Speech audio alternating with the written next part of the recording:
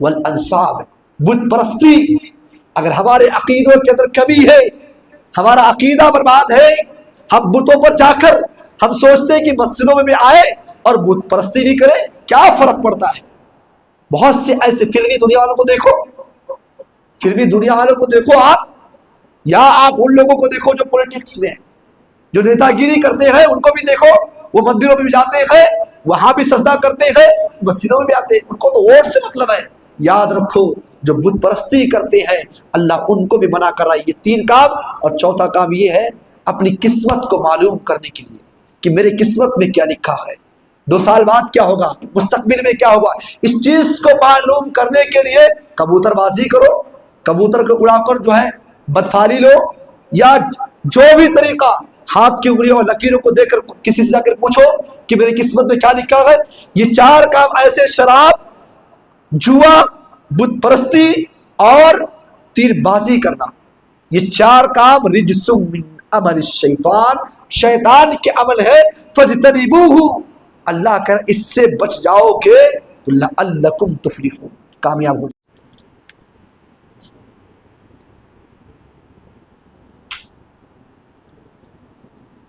السلام علیکم ورحمۃ اللہ وبرکاتہ۔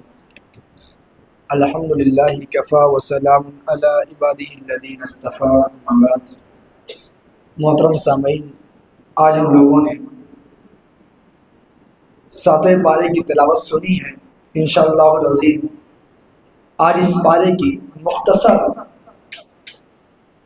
آیتوں کی اور مختصر تفسیر دیکھیں گے۔ سورہ مائدہ 7ویں پارے میں سب سے پہلی آیت میں اللہ تبارک و تعالیٰ نے عیسائیوں کے ایک خاص بات کو ذکر کیا ہے، اور وہ صرف عیسائیوں کے لیے نہیں بلکہ ہمارے لیے بھی ہے۔ اللہ تبارک و تعالیٰ نے کہا وَإِذَا سَمِعُوا مَا أُنزِلَ إِلَى الرَّسُولِ، جب ان کے سامنے آیت کی تلاوت کی جاتی ہے، جب قرآن کو پڑھا جاتا ہے، جو کچھ رسول پر نازل ہوا ہے جب ان پر پڑھا جاتا ہے اور وہ سنتے ہیں، تَرَىٰ أَعْيُنَهُمْ تَفِيضُ مِنَ الدَّمْعِ مِمَّا عَرَفُوا مِنَ الْحَقِّ، تو ان کے آنکھوں سے آنسو بہہ پڑتے ہیں۔ جب عیسائیوں کے سامنے قرآن کی آیت پڑھی جاتی ہے، اللہ کے نبی پر جو کتاب نازل ہوئی ہے قرآن مجید جب پڑھی جاتی ہے، تو ان میں سے جو لوگ حق کو پہچانتے ہیں ان کے آنکھوں سے آنسو میں پڑتی ہے۔ یقولون ربنا آمنا فاکتبنا مع الشاہدین، اور وہ لوگ کہتے ہیں جن کے آنکھوں سے آنسو نکلتا ہے، وہ کہتے ہیں ربنا آمنا، اے ہمارے رب ہم ایمان لائے، فاکتبنا مع الشاہدین، اور ہمارے اس نام کو، ہمارے اس گواہی کو تصدیق کرنے والوں کے ساتھ لکھ دیں۔ یہ آیت جب اللہ کے نبی صلی اللہ علیہ وسلم کے صحابہ جعفر بن ابی طالب رضی اللہ تعالیٰ عنہ حبشہ کے دربار نجاشی بادشاہ کے پاس صحابہ موجود ہیں اور دین کی بات ہو رہی ہے، وہاں نجاشی بادشاہ جعفر بن ابی طالب رضی اللہ تعالیٰ عنہ کو بلاتا ہے کہ آؤ اسلام کی دعوت دے رہے ہیں تو بتاؤ، قرآن کی کوئی سورت پڑھو، بتاؤ اسلام کیا چیز ہے۔ تو جعفر بن ابی طالب رضی اللہ تعالیٰ عنہ نے سورہ مریم کی تلاوت کی، کاف ہا یا عین صاد ذکر رحمت ربک عبدہ زکریا، پوری سورت کی تلاوت کر رہے ہیں، اور اس سورت کے اندر سورہ مریم میں جب عیسیٰ علیہ السلام کی پیدائش کا ذکر آتا ہے، اور یہ بھی آتا ہے یہ قال انی عبداللہ، عیسیٰ علیہ السلام خود کہتے ہیں کہ اللہ کے بندے ہیں، اور مریم علیہ السلام کے پاک دامنی کا جب ذکر آتا ہے تو سارے درباری نجاشی اور اس کے سارے درباری قرآن کی اس آیت کو سن کر، سورہ مریم کی آیتوں کو سن کر رونے لگتے ہیں۔ قرآن سورہ مریم کی آیتوں کو پڑھنا تھا، حضرت جعفر بن ابی طالب رضی اللہ تعالیٰ عنہ ان کے سامنے سورہ مریم کی تلاوت کرتے ہیں اور سارے درباری رونے لگتے ہیں اور ایک ساتھ ایمان قبول کر لیتے ہیں۔ یہ تھی قرآن کی اصل، کہ ان کے یہاں عیسائیوں کے یہاں جو حق کو سمجھنے والے تھے، قرآن پڑھا گیا اور اسلام قبول کر لیے۔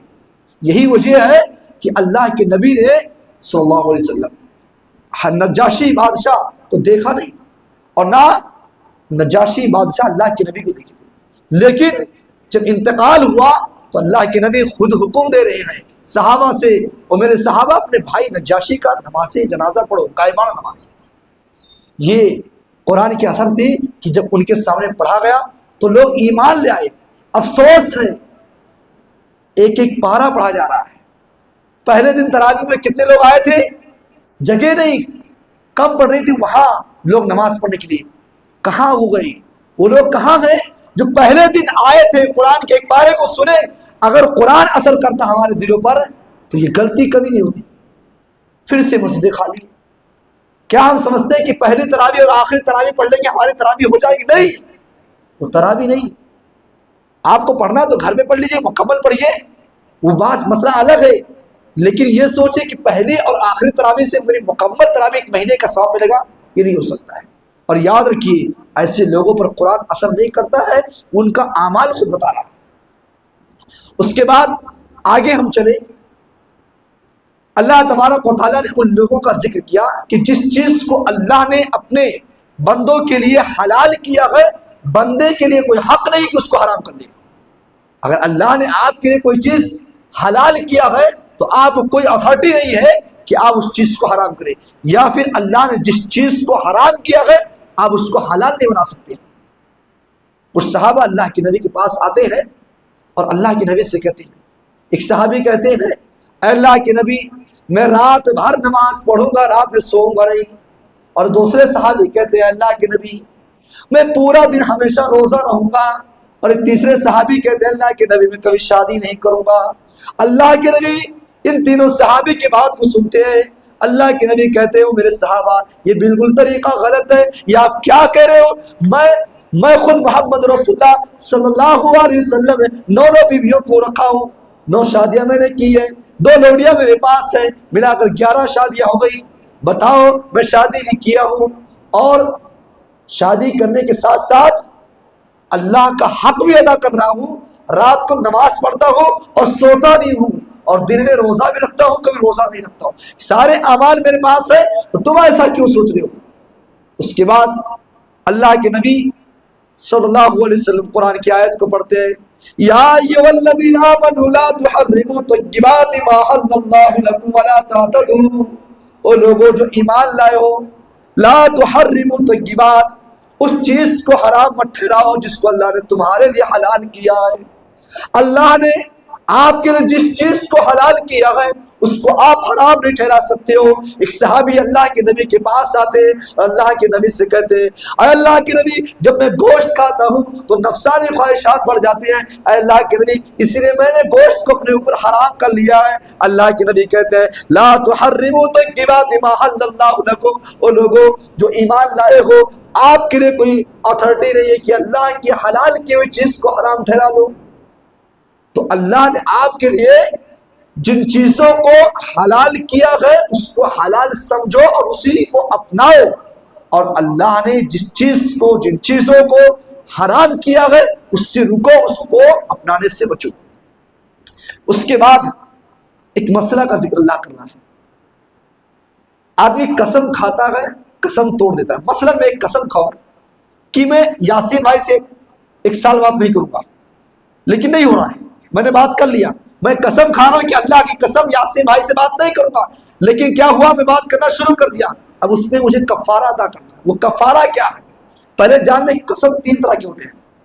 ایک لغو قسم، قسم لغو، آدمی جب کسی کی عادت ہوتی ہے بار بار باتوں بات میں قسم کھاتا ہے، لیکن ارادہ اور نیت نہیں ہوتی ہے، صرف باتوں بات میں قسم کھاتا ہے، اس کی زبان سے قسم بہت نکلتا ہے، تو ایسی قسم پر اللہ مؤاخذہ نہیں کرے گا، پکڑ نہیں کرے گا۔ کہہ رہا ہے لا یؤاخذکم اللہ باللغو فی ایمانکم، اگر آدمی لغو قسم کھا رہا، باتوں بات میں قسم نکل رہی ہے، نیت قسم کا نہیں ہے لیکن عادتی ہو گیا ہے، عادتاً وہ قسم کھا رہا ہے، تو اللہ تعالیٰ اس کے قسم پر کوئی مؤاخذہ نہیں کرے گا اور نہ اس پر کوئی کفارہ۔ ایک قسم ہے قسم غموس، دھوکہ، اس قسم میں جھوٹ بولا جاتا ہے اور دھوکہ دیا جاتا ہے۔ اللہ نے اس قسم کو حرام کیا ہے اور اس جھوٹ کو حرام کیا ہے اور بہت کبیرہ گناہوں میں بڑے گناہوں میں سے قسم غموس. اور اس کے بعد ایک قسم جو موقدہ یقینی قسم. آدمی یقینی طور پر قسم کھاتا ہے کہ میں قسم کھا رہا ہوں کہ یاسر بھائی سے بات نہیں کروں گا تو نہیں کروں گا. اب بات اگر میں کر لیا تو اب قسم ٹوٹ گیا. اب اس کا کفارہ کیا ہے؟ اللہ فرما رہا ہے فَكَفَّارَتُهُ إِطْعَامُ 10 مَسَاكِينَ 10 مسکین کو کھانا کھلانا ہے. اب کھانا کیسا کھلانا ہے؟ من اوسط ما تطعمون اہلیکم، جو کھانا تم گھر میں کھا رہے ہو وہی کھانا. گوشت کھا رہے ہو تو گوشت کھلانا ہے. آپ دال چاول کھا رہے ہو تو دال چاول کھلانا. کتنے لوگوں کو؟ 10 لوگوں کو. یہ پہلا اسٹیپ ہے کفارہ. قسم کا کفارہ 10 مسکین کو کھانا کھلانا ہے اور وہی کھانا جو تم خود کھاتے ہو، جو اپنے گھر میں کھاتے ہو وہی کھانا کھلانا ہے. اگر یہ کام نہیں کر سکتے ہو، یہ طاقت نہیں ہے، تو پھر آپ کو او کسوتہم کپڑا پہنانا پڑے گا. 10 مسکینوں کو کپڑا پہنانا پڑے گا. اب کھانا بھی نہیں کھلا سکتے ہو، کپڑا بھی نہیں پہنا سکتے ہو، تو او تحریر رقبہ ایک گردن آزاد کرنا، غلام آزاد کرنا. یہ تو معاملہ ختم ہے. اگر یہ بھی نہیں کر سکتے ہو، کپڑا پہنا نہیں سکتے ہو، غلام نہیں آزاد کر سکتے ہو، اور مسکین کو 10 مسکین کو کھانا بھی نہیں کھلا سکتے ہو، تو آخری اسٹیپ یہ ہے فَمَن لَّمْ يَجِدْ فَصِيَامُ 3 3 دن روزہ رکھنا پڑے گا. قسم کھانا یہ آسان بات نہیں ہے. ہم باتوں بات میں جو یقینی قسم کھاتے ہیں نا، اس کا کفارہ آپ کو ادا کرنا پڑے گا. اور سب سے کم کفارہ جو ہے 3 دن کا آپ روزہ رکھیں گے، یا پھر 10 مسکین کو کھانا کھلائے، یا پھر آپ 10 لوگوں کو کپڑا پہنائیں یا گردن آزاد کریں. اس کے بعد اس پورے پارے کا سب سے خلاصہ آخری آیت یا ایھا الذین آمنوا انما الخمر والمیسر والانصاب والازلام رجس من عمل الشیطان. شراب کا ذکر. اس سے پہلے شراب اللہ نے ایک بارگی حرام نہیں کیا، آہستہ آہستہ 3 اسٹیپ میں اللہ نے حرام کیا. سورہ بقرہ میں اللہ نے کہا، جب لوگ شراب کے بارے میں نبی سے پوچھنے لگے تو اللہ نے فرمایا وَيَسْأَلُونَكَ عَنِ الْخَمْرِ وَالْمَيْسِرِ قُلْ فِيهِمَا إِثْمٌ كَبِيرٌ. کیا ہے نبی، یہ لوگ آپ سے شراب کے بارے میں، جوئے کے بارے میں پوچھتے ہیں، بتا دو یہ شراب، یہ نشہ، یہ جوا بہت بڑا گناہ ہے. شراب بہت بڑا گناہ ہے. آج مسلمانوں کی اکثریت نشے میں مبتلا ہے، نشہ خور ہے. نوجوانوں کے اندر شراب کی لت ہے، سگریٹ کی لت ہے، بیڑی کی لت ہے، نشہ کی، ڈرگس کی لت ہے مسلمانوں کے گھر کے اندر.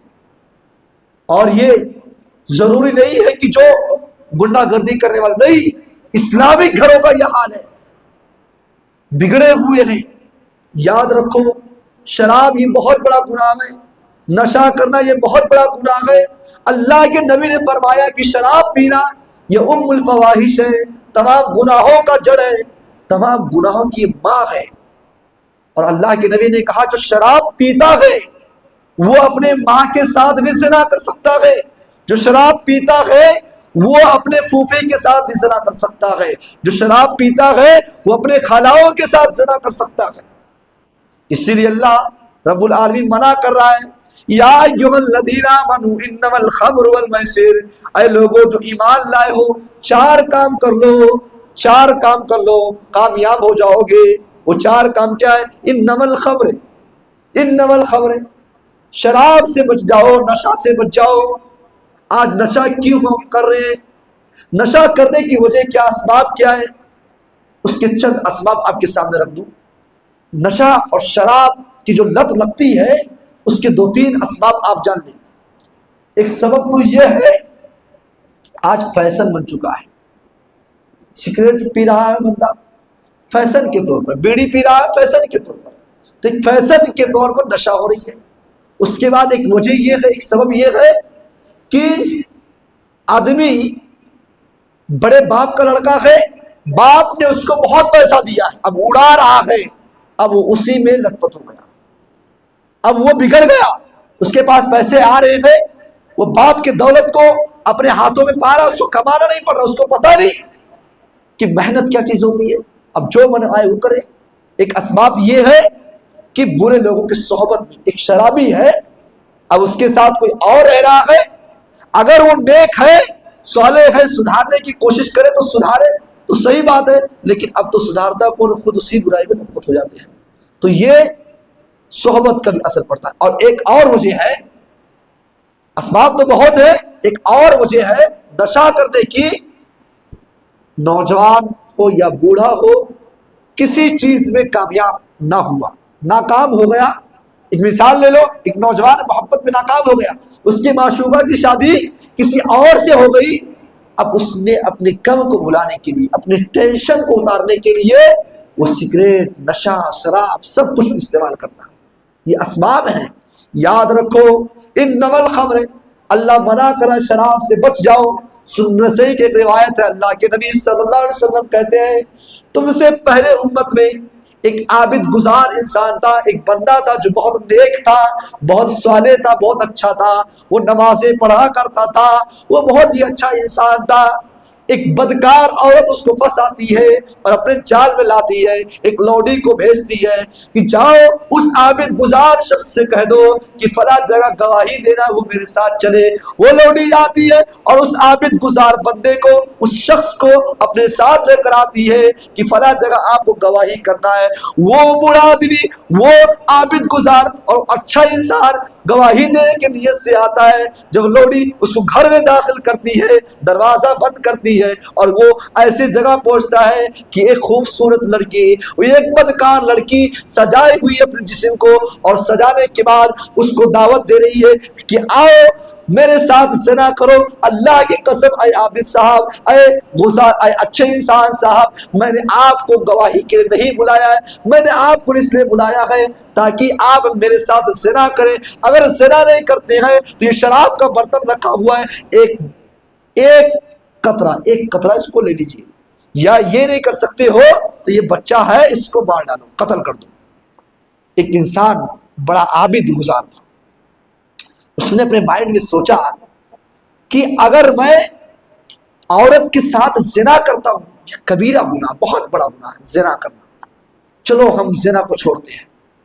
اب اس کے مائنڈ میں آ رہا قتل کروں، ایک انسان کا قتل، پوری انسانیت کو قتل کرنا ہے۔ اب اس نے قتل کو بھی سائڈ کر دیا، اور اس کے پاس ایک چارہ بچا ہے، وہ شراب کا ایک قطرہ۔ اس آدمی نے یہ سوچ کر کہ ایک ہی قطرہ پینا ہے، اس کے بعد میں یہاں سے چلے جاؤں گا۔ اس کو کیا معلوم کہ اب جس نے کبھی شراب کو ہاتھ نہ لگایا ہو، اس کو کیا معلوم شراب کے بارے میں۔ اب اس نے ایک قطرہ شراب جب پیا، اب اس کو نشے میں آیا، جام پہ جام پیتا گیا، اتنا سارے شراب کو جب پی ڈالا تو نشے میں ہو گیا، اور زنا بھی اس عورت سے کیا اور بچے کو قتل بھی کیا۔ آپ سوچو کہ شراب کے نقصانات کتنے ہیں۔ آدمی عابد گزار تھا، اچھا انسان تھا، اور شراب کو اس لیے چوائس کیا کہ میں شراب کو پی لوں گا تو زنا سے بچ جاؤں گا اور قتل سے بچ جاؤں گا، لیکن ہوا کیا کہ معاملہ سب کچھ الٹا ہو گیا۔ شراب پینے کے بعد سب کچھ کام کر لیا۔ اس لیے شراب سے دور رہو، شراب سے دور رہو، نشے سے دور رہو۔ اللہ کے نبی نے شراب کے تعلق سے 10 باتیں بیان کی ہے، لعنت بھیجی ہے، فی الخمر 10 10 باتوں کو بیان کیا ہے۔ کیا کہا؟ آصرہا و مغتصرہا، جو شراب کو بناتے ہیں، نچوڑتے ہیں، جس پھل سے شراب بنتا ہے، جو نچوڑتا ہے اس پر بھی اللہ کے رسول کی لعنت ہے، اللہ کی لعنت ہے۔ اور جس کے لیے نچوڑا جا رہا ہے، مثلا یہ پھل ہے، میں نچوڑ رہا ہوں شراب بنانے کے لیے، میرے اوپر بھی لعنت، میں کسی آپ کے لیے نچوڑ رہا ہوں، آپ کے اوپر بھی لعنت۔ اس کے بعد جو شراب کو پی رہا ہے اس کے اوپر بھی لعنت، وحاملہا، اور جو شراب کے برتن کو اٹھاتا ہے اس کے اوپر بھی لعنت، اور جس کے لیے والمحمولۃ الیہ، جس کے لیے اٹھایا جا رہا اس برتن کو، شراب کے برتن کو جو اٹھا رہا ہے اس پر بھی لعنت، اور جس کے لیے برتن اٹھایا جا رہا ہے اس پر بھی لعنت، اور وساقیہا، جس کو پلایا جا رہا ہے، جو پلا رہا ہے اس پر بھی لعنت، جس کو پلایا جا رہا ہے اس پر بھی لعنت، جو بیچ رہا ہے وبائعہا، جو بیچ رہا ہے اس پر بھی لعنت، جو اس کے قیمت سے فائدہ اٹھا رہا ہے وہ آکل ثمنہا، جو قیمت سے فائدہ اٹھا رہا ہے اس پر بھی لعنت، والمشتری لہ، اور جو خریدتا ہے، جو خریدتا اس پر بھی لعنت، والمشترات له، جس کے لیے خریدا جانا ہے اس پر بھی جانا۔ 10 لوگوں پر شراب کے تعلق سے اللہ کے نبی نے 10 لوگوں پر، کوئی جگہ بچی ہی نہیں ہے کہ شراب کو چھو سکتے ہو، یہ حالت ہے۔ اور آج ہم شراب میں، آج ہم نشے میں مبتلا ہیں، آج ہم نشے خور بن چکے ہیں، اور مسلمان گھروں کے ہم اسلامک نام والے ہیں، ہم یہ دعویٰ کرتے ہیں کہ ہم مسجد والے ہیں، ہم داڑھی والے ہیں، ہم ٹوپی والے ہیں، پھر بھی ہم شراب کو چھوتے ہیں، شراب پیتے ہیں۔ یاد رکھو میرے بھائیو، قرآن کہتا ہے انما الخمر، شراب یہ شیطان کا عمل ہے۔ اس کے بعد جوئے کا ذکر کیا اللہ نے، جوئے کی بات۔ آج دیکھو ہر کوئی امیر بننا چاہتا ہے، کروڑ پتی بننا چاہتا ہے، راتوں رات۔ ابھی میش کا مہینہ آتا نا، وہ پتہ نہیں کیسے کیا ہوتا ہے، پیسے لگاتے ہیں، کچھ پیسہ لگاؤ، اس کے بعد لوٹری لگتی ہے، جیت جاتے ہیں، ایک ہی بندہ لگاتا اچانک سے جو ہے 1.5 لاکھ کا مالک بن جاتا۔ یہ کیا ہے؟ یہ جوا ہے، جوا۔ آپ بیمہ کراتے ہیں، یہ بھی جوا ہے۔ آپ کیرم بورڈ کھیلتے ہیں، یہ جوا ہے۔ آپ کرکٹ میں پیسہ لگا کر کھیلتے ہیں، یہ جوا ہے۔ جوا کی بہت ساری شکلیں ہیں۔ اگر ہم جوا کھیلتے ہیں تو اللہ جوا سے منع کر رہا ہے، کیونکہ یہ شیطان کا عمل ہے۔ والانصاب، بت پرستی۔ اگر ہمارے عقیدوں کے اندر کمی ہے، ہمارا عقیدہ برباد ہے، ہم بتوں پر جا کر ہم سوچتے ہیں کہ مسجدوں میں بھی آئے اور بت پرستی بھی کرے، کیا فرق پڑتا ہے؟ بہت سے ایسے فلمی دنیا والوں کو دیکھو، فلمی دنیا والوں کو دیکھو آپ، یا آپ ان لوگوں کو دیکھو جو پولیٹکس میں ہیں، جو نیتا گیری کرتے ہیں، ان کو بھی دیکھو، وہ مندروں میں بھی جاتے ہیں، وہاں بھی سجدہ کرتے ہیں، مسجدوں میں بھی آتے ہیں، ان کو تو ووٹ سے مطلب ہے۔ یاد رکھو جو بت پرستی کرتے ہیں اللہ ان کو بھی منع کر رہا ہے۔ یہ 3 کام، اور چوتھا کام یہ ہے اپنی قسمت کو معلوم کرنے کے لیے کہ میرے قسمت میں کیا لکھا ہے، 2 سال بعد کیا ہوگا، مستقبل میں کیا ہوگا، اس چیز کو معلوم کرنے کے لیے کبوتر بازی کرو، کبوتر کو اڑا کر جو ہے بدفعلی لو، یا جو بھی طریقہ، ہاتھ کی انگلیوں اور لکیروں کو دیکھ کر کسی سے جا کر پوچھو کہ میری قسمت میں کیا لکھا ہے۔ یہ 4 کام ایسے، شراب، جوا، بت پرستی اور تیر بازی کرنا، یہ 4 کام رجس من عمل الشیطان، شیطان کے عمل ہے۔ فاجتنبوہ، اللہ کہہ رہا اس سے بچ جاؤ گے تو لعلکم تفلحون، کامیاب ہو جاؤ گے۔ یہ 4 کام ہے، اگر کوئی بچتا ہے تو اللہ کامیابی کی گارنٹی دے رہا ہے۔ میرے بھائیو شراب سے دور ہو، شراب کے نشے میں انسان کیا نہیں کرتا ہے، شراب اور جوئے کے نشے میں یہ انسان اپنے باپ کے پیسے کو لٹاتا ہے، باپ کے پیسے کو چوری کرتا ہے، ماں کے زیورات کو بیچتا ہے، شادی شدہ ہے بیوی کے زیورات کو بیچتا ہے، اور حد درجہ آخر درجے میں ماں باپ کی عزت کو بھی نیلام کرتا ہے، بیوی ہے تو بیوی کی عزت کو بھی داؤ لگاتا ہے۔ ایسے واقعات سننے کو ملے ہیں۔ جوا اور شراب یہ بہت ہی خطرناک چیز ہے۔ اس کے بعد اللہ نے فرمایا انما یرید الشیطان ان یوقع بینکم العداوۃ والبغضاء فی الخمر، یہ شیطان تو چاہتا ہی ہے، شیطان کی خواہش ہے کہ آپ کو لڑائے، آپ کے درمیان دشمنی پیدا کرے، آپ کے درمیان حسد پیدا کرے۔ کس چیز کے ذریعے؟ فی الخمر، شراب کے ذریعے سے، والمیسر، اور جوئے کے ذریعے سے۔ کتنے ایسے لوگ ہیں جو شراب پیتے ہیں، جوا کھیلتے ہیں، پورے خاندان کا سکون چھین کر بیٹھے ہوئے ہیں، گھر کا سکون چھین کر بیٹھے ہوئے ہیں۔ شراب خوروں سے پوچھو، ان کا کوئی زندگی نہیں ہوتا ہے، جہاں بھی شراب پی کر وہ روڈوں پر پڑے رہتے ہیں، سڑکوں پہ پڑے رہتے ہیں۔ جوئے خوروں سے پوچھو جو جوا کھیلتے ہیں، ان کے ماں باپ کتنے سکون کو جو ہے چھین کے بیٹھے ہیں، اپنے ماں باپ کے سکون کو چھینا ہے ان لوگوں نے، خاندان کے سکون کو چھینا ہے۔ اس لیے شراب سے دور رہو اور جوئے سے دور رہو، کیونکہ یہ شراب اور یہ جوا اللہ کے ذکر سے تم کو روکتا ہے، اللہ کے ذکر سے تم کو روک نہ دے۔ اس لیے اللہ کہتا ہے وعن الصلاۃ، یہ آپ کو روکنے والے اللہ کے ذکر سے، نماز اور روزہ سے روکنے والے ہیں، حج اور زکوٰۃ اور تمام نیکیوں سے روکنے والے ہیں۔ فہل انتم منتہون، آخر میں اللہ کہہ رہا ہے کہ ان ساری چیزوں کو بیان جو میں نے کیا ہے، شراب، جوا، بت پرستی اور تیر بازی، قسمت کو معلوم کرنا، یہ جو 4-5 چیز جو میں نے ذکر کیا ہے، اس سے باز آؤ گے کہ نہیں آؤ گے؟ نہیں آؤ گے تو پھر انجام دیکھ لینا۔ اس لیے میرے بھائیوں شراب سے ہم بچیں۔ شراب بہت ہی خطرناک گناہ، انسان پوری سکون کھو دیتا ہے۔ اس لیے ہر انسان کو چاہیے کہ شراب سے بچے، شراب سے، جوئے سے اور بت پرستی سے۔ یہ بہت بڑے گناہ ہے۔ انسان اگر اس سے بچ جاتا ہے تو پھر اللہ تبارک و تعالیٰ اس کے یہ کامیابی کا راستہ کھول دیتا ہے۔ اس کے بعد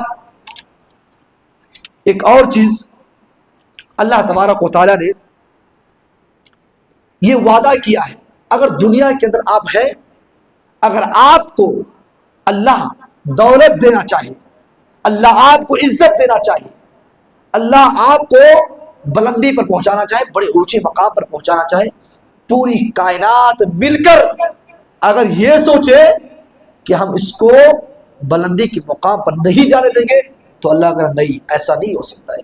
اور ایک اور بات، اگر پوری کائنات مل کر آپ کو ہائی لائٹ کرنا چاہے لیکن اللہ کی مرضی نہ ہو، اللہ تبارک و تعالیٰ کی منشا نہ ہو، چاہت نہ ہو، تو یاد رکھیے پوری کائنات مل کر آپ کو ہائی لائٹ نہیں کر سکتے۔ اللہ اس بات کو ذکر کر رہا ہے، وَإِن يَمْسَسْكَ اللَّهُ بِضُرٍّ فَلَا كَاشِفَ لَهُ إِلَّا هُوَ۔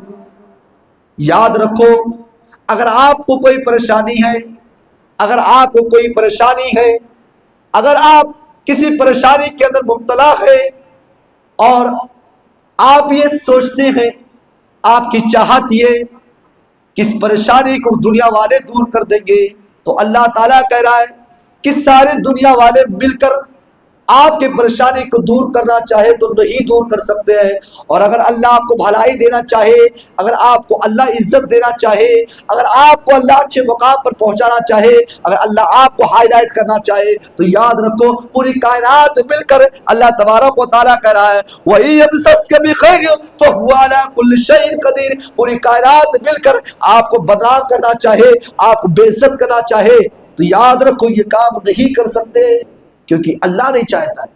تو یہ باتیں ہیں کہ اگر اللہ تعالیٰ آپ کے ساتھ ہے تو کوئی آپ کا کچھ بگاڑ نہیں سکتا ہے۔ لہذا میرے بھائیوں، اللہ رب العالمین پر ہم یقین رکھیں، اللہ سے اپنے رشتے کو جوڑے، اللہ تبارک و تعالیٰ ہماری مدد ضرور کرے گا۔ اللہ رب العالمین سے انہی چند باتوں پر دعا ہے کہ اللہ تبارک و تعالیٰ ہم تمام لوگوں کو، اللہ تبارک و تعالیٰ ہم تمام لوگوں کو شراب سے بچائے، شراب سے بچائے، اور ہمارے مسلم نوجوانوں کو، ہماری اس قوم کے نوجوانوں کو جوئے سے بھی بچائے اور عقیدے کے معاملے میں ان کی رہنمائی کرے۔ اور اس کے ساتھ ساتھ آج ہمارے نوجوان ہیں اس معاملے میں بہت سارے ایسے واقعے، عربی پڑھنے والے کو میں نے دیکھا ہے، کال پر بات بھی ہوئی ہے، کہتے ہیں کہ ہمیں فلاں بابا کے پاس جانا، میری محبت روٹ گئی ہے۔